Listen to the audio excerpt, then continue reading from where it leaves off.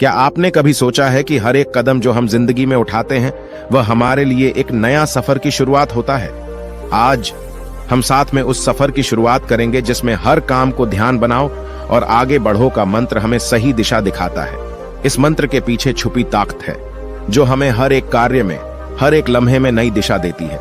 जब हम अपने कामों को ध्यान से करते हैं तब हम अपने इरादों को साकार करते हैं, नई मंजिलों की तरफ बढ़ते हैं। आज हम सीखेंगे कैसे ध्यान से काम करके हम अपने सपनों को हकीकत में बदल सकते हैं, कैसे हर कदम एक नए सफर की शुरुआत बन सकता है।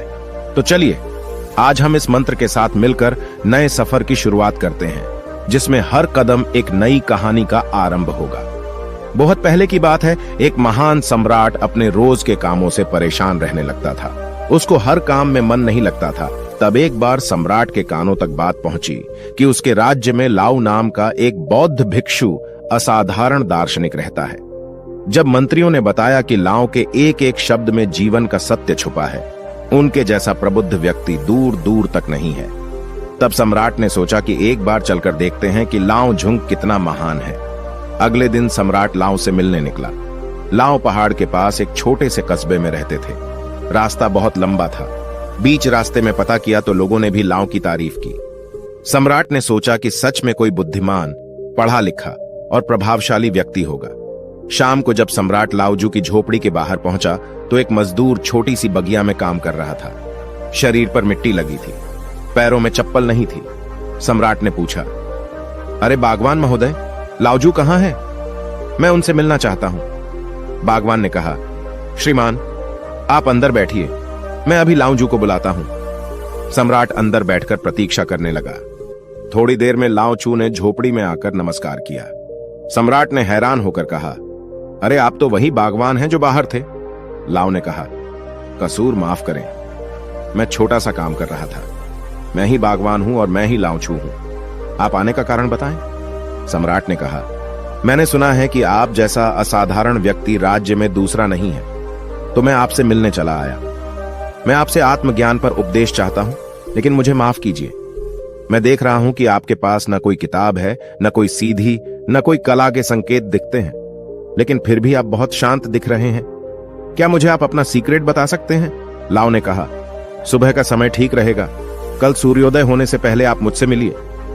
यह कहकर लाऊजू मौन हो गए। उस रात सम्राट को नींद नहीं आई। उसे कौतूहल था कि लाऊ मुझे क्या बताने वाले हैं।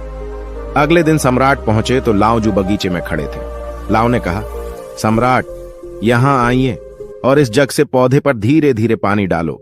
ऐसा करते करते इन 15 पौधों पर पानी डालना, लेकिन पानी डालते समय तुम कुछ और मत करना, न कुछ और सोचना। अपना ध्यान पानी और पौधे पर बनाए रखना। अगर कोई आए तो रुक जाना और दोबारा पहले पौधे से पानी डालना।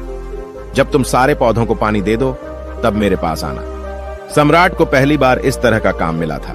सम्राट ने बड़े ध्यान से पहले पौधे में पानी डाला, फिर दूसरे पौधे में पानी डाला, फिर तीसरे पौधे पर जा ही रहा था कि वह महल के बगीचे के बारे में सोचने लगा। सम्राट बुद्धिमान था। उसे पता था कि लाऊजू उसकी परीक्षा ले रहे हैं। अगर वह चीटिंग करेगा तो पकड़ा जाएगा।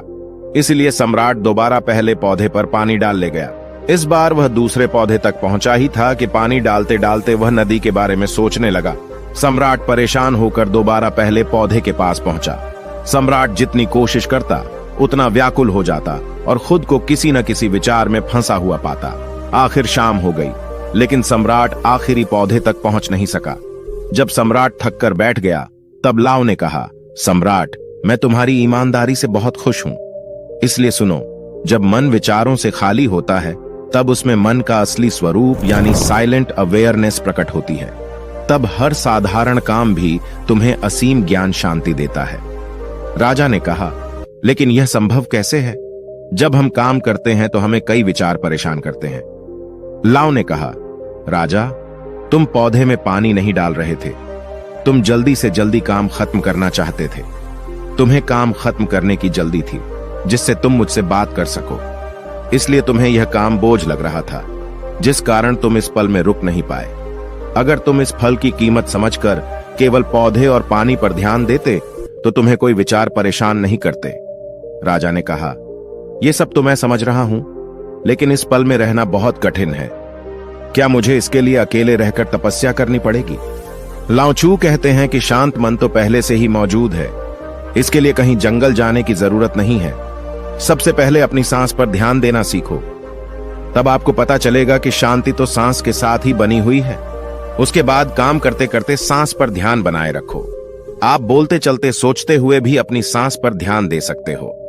जब आप ऐसा करते हो तो बिखरा हुआ मन सिमटने लगता है और एकाग्र यानी वन पॉइंटेड जाता है। वन पॉइंट माइंड से जब कोई काम किया जाता है तो उस मन में केवल वही काम रिफ्लेक्ट होता है और कोई विचार उत्पन्न नहीं होता। जब ऐसा होता है तो कर्ता और कर्म एक हो जाता है और साइलेंट अवेयरनेस जो पहले से बनी हुई थी वह प्रकट हो जाती है। तुम इसे आत्मज्ञान, आनंद, प्रेजेंट मूवमेंट, इसे जो चाहे नाम दो, यह आसानी से प्राप्त हो जाती है।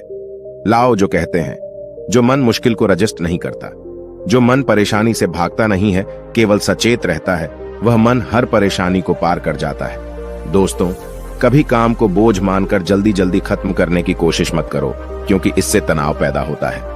आप यहां नहीं बल्कि कहीं और होना चाहते हो। तनाव के कारण मन में विचार हावी होने लगते हैं, जिससे इरिटेशन होता है और काम जो प्रेजेंट मूवमेंट का दरवाजा था वह सच में बोझ लगने लगता है। इसकी जगह काम शुरू करने से पहले अपना ध्यान सांस पर ले आओ और फिर काम के दौरान भी ऐसा करो। सांस का ध्यान काम के ध्यान में बदल जाएगा और कठिनाई, डिस्टर्बेंस आते हुए भी आपको छू नहीं पाएंगे। दोस्तों, ये वीडियो पसंद आया तो इस वीडियो को लाइक करें। इसी तरह नए वीडियो आते रहेंगे। मिलते हैं एक नई वीडियो के साथ। तब तक के लिए आपका दिल से आभार।